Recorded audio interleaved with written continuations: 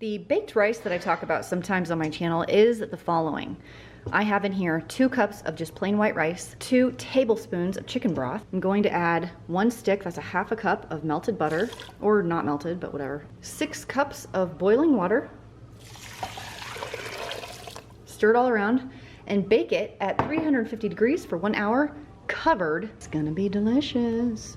Dinner tonight, we have the baked rice, some baked tilapia with some Caribbean seasoning I picked up on our last sailing trip, and the leftover salad that we had from yesterday. Some roasted potatoes once again. Finishing up the green beans from the garden. This is the very last ones. No more fresh garden green beans until next year. Chicken. And some marinated grilled chicken. That is dinner tonight. Chicken. And a side of garden carrots that I sliced up to dip in ranch or just eat plain. Also, some homemade bread for the side.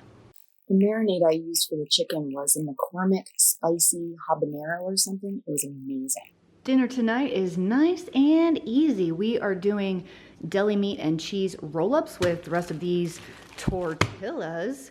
Don't worry, that's a joke. I know it's tortilla. I have some oven roasted turkey breast, some honey turkey breast, some rotisserie chicken breast, some cheese of this kind.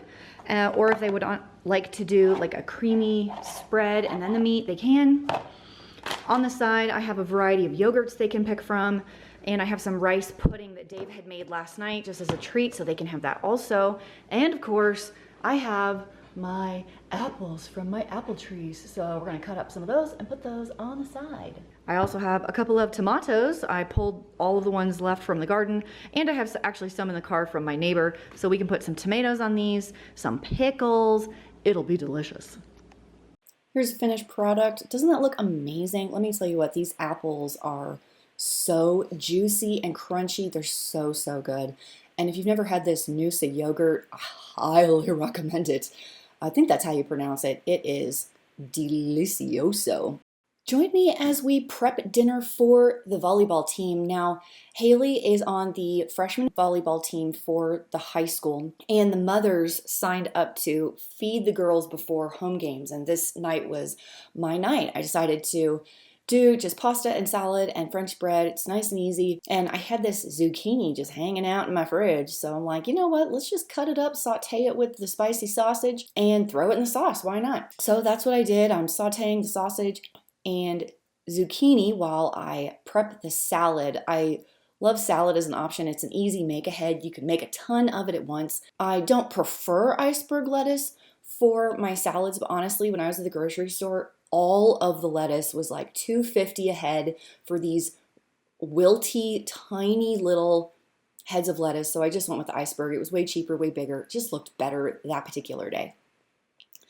I really prefer the hot and spicy sausage in my pasta sauce. So I put everything in these foil trays, took it over to the high school. It worked perfectly. And then I had doubled everything and made a batch for my own family as well. So this is also what my family had for dinner. I stuck the pasta in the oven with this Parmesan and mozzarella on top, so it was nice and hot with this crispy layer of cheese. And let me tell you what, those girls gobbled up that French bread so stinking fast, it was hilarious.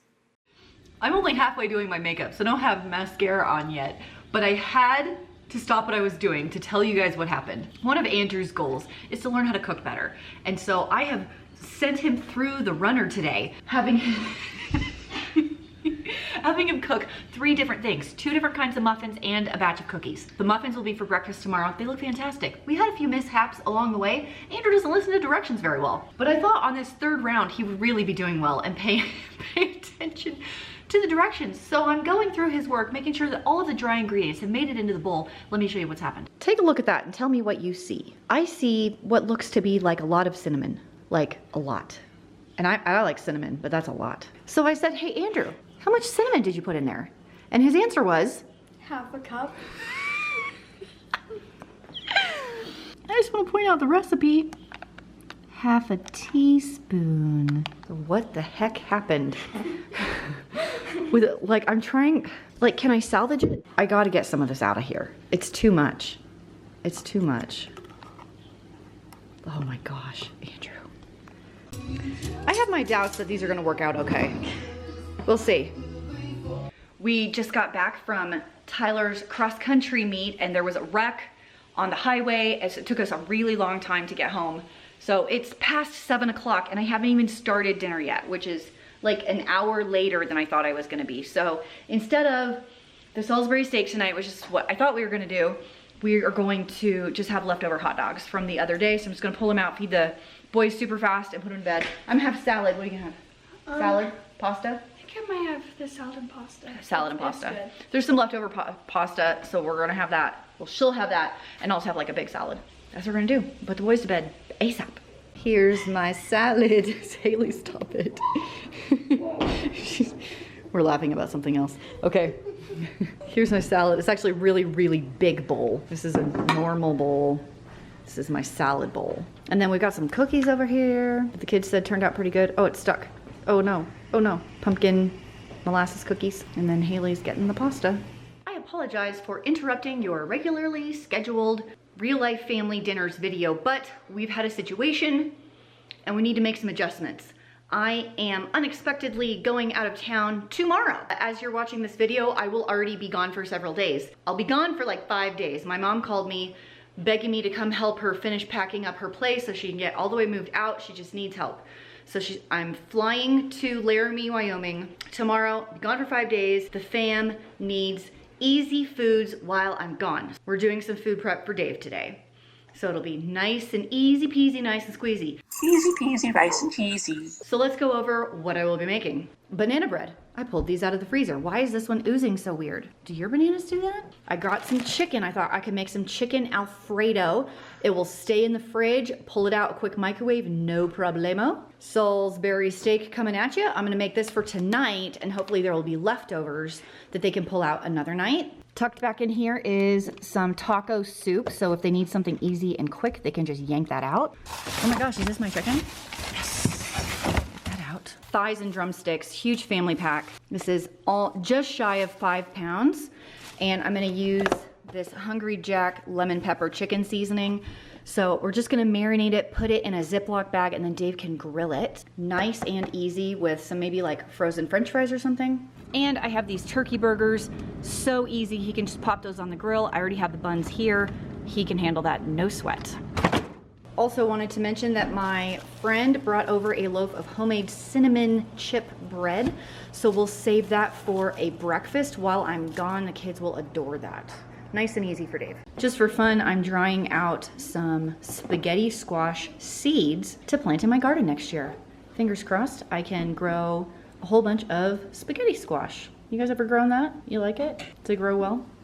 Trying my hand at Salisbury steak out of cube steak. So this ended up pretty easy and the kids really liked it. So I just seasoned the Salisbury steaks with salt and pepper on both sides, no big deal. Did a little bit of a dredge in some flour and did a shallow pan fry just until they were brown. I did not cook them all the way through.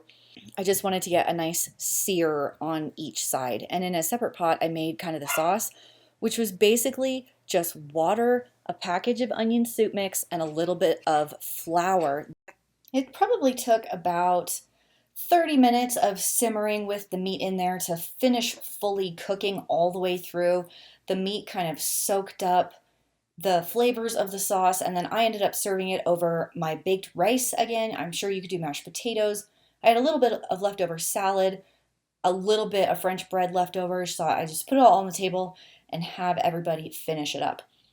The kids really, really enjoyed this. And I didn't think it was too bad either. I might make this one again. It wasn't too hard. And, you know, when the kids like it, it's a winner. I decided that I was going to start also teaching Haley how to cook a little bit. Andrew and Haley, you know, they're 15 and 12. It's time to learn some skills in the kitchen. I'm showing Haley here how to properly season food, chicken specifically, but kind of any meat, with salt and pepper. Key to having anything taste good. And so I'm kind of showing her what it looks like so she knows how to eyeball, and then I'm letting her, you know, give it a go and see if she can learn some more kitchen skills and feel more confident. I really, really love to cook. If I have nothing else to do, I will be in the kitchen playing around. I feel like cooking seems to be more of a lost art these days, especially with the younger kids. I don't want my kids to feel dependent on prepackaged food or going out to eat when you can definitely make the same things at home for way less money and significantly healthier. For this chicken Alfredo, it's just the Pioneer Woman's bow tie chicken Alfredo. You salt and pepper the chicken, sear it in a pan, cook up some pasta. Obviously, you can see this is not bow tie pasta. I didn't have any, so we're using penne today. Teaching Haley also, how much water to use to salt the water before you cook, what chicken looks like when it's done cooking, kind of talking her through this recipe and letting her experience what it's like to measure everything out, stir everything. What does it look like? What does it feel like? And honestly, I feel like a lot of kid confidence comes from things like this, having them try something they don't know how to do and be successful at it and be proud of the work they've put into it and feeding themselves and the family. It may take a lot longer to have the kids do this kind of stuff than doing it yourself.